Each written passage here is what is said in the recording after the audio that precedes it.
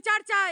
দেশের যারা মাথায় আছো, যারা বিচার করার পদে আছো, তারা বিচার না চেয়ে বিচার করে দাও, এটাই তোমাদের কাছে দাবি।